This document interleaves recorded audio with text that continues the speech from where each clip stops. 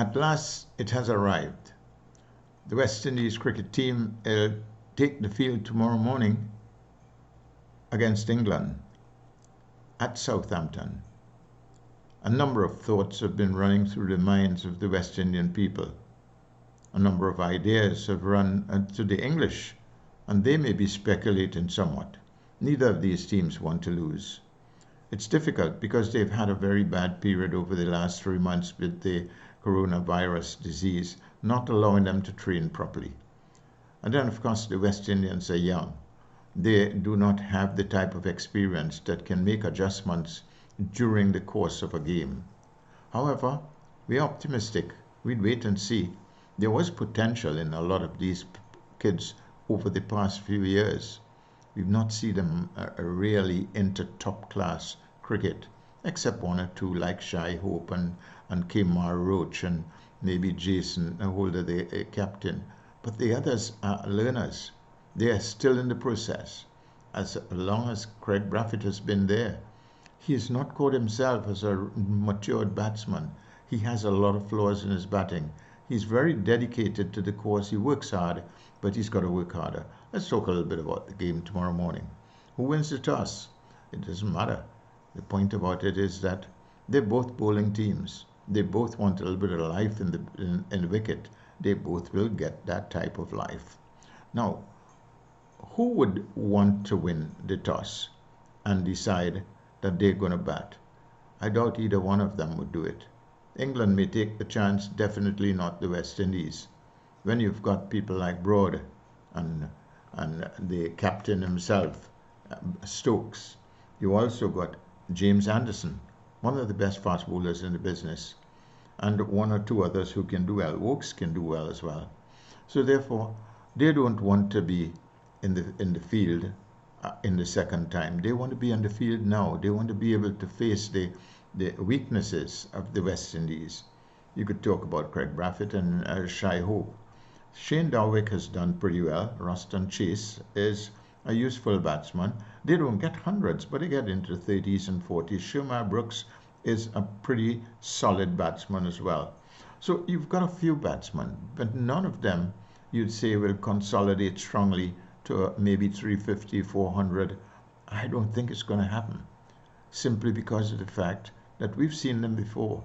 We have seen their vulnerability, so the English would see it than anybody else. So we've got to sit down and dedicate ourselves to batting. Batting is what is going to win that test match for the West Indies. The bowlers are fine. Kemar Roach, Azari Joseph. These guys are really bowling extremely well. You've got 4 fast bowlers, Jason Holder included, and they can deal with it. I'm admitting that for sure Kemar Joseph and Kemar Roach and Azri Joseph will keep the line and length good. They'd get the movement, especially Roach. That's going to be great. Jason Holder may stray a little bit here or there and everywhere. I think he uses his poise a lot more than he goes for accuracy, good line and length, but he gets wickets. He's also a useful batsman. We'll have to see the test as his captaincy again. It has been varying from series to series. When we look at the England batting, it's not really great, but they've got some quality players. They've got some players who have had good innings in the past, and they have a bowling team that have the ability to dismiss any batting team, whether it's good, bad, or indifferent. So the end of this will have to be dedication. It will have to be hard work.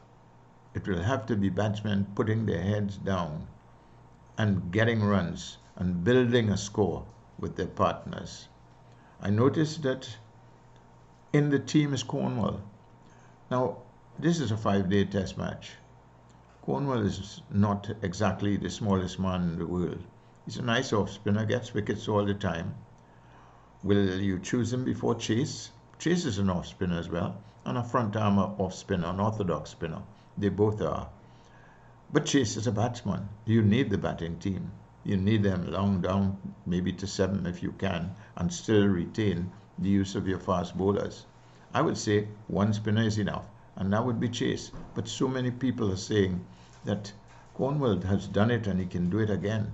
But you look at him physically, and this no disrespect to him, because he has played that way many times before. But every time I see somebody on the field with his size, it reminds me of a guy called Richard D'Souza many years ago.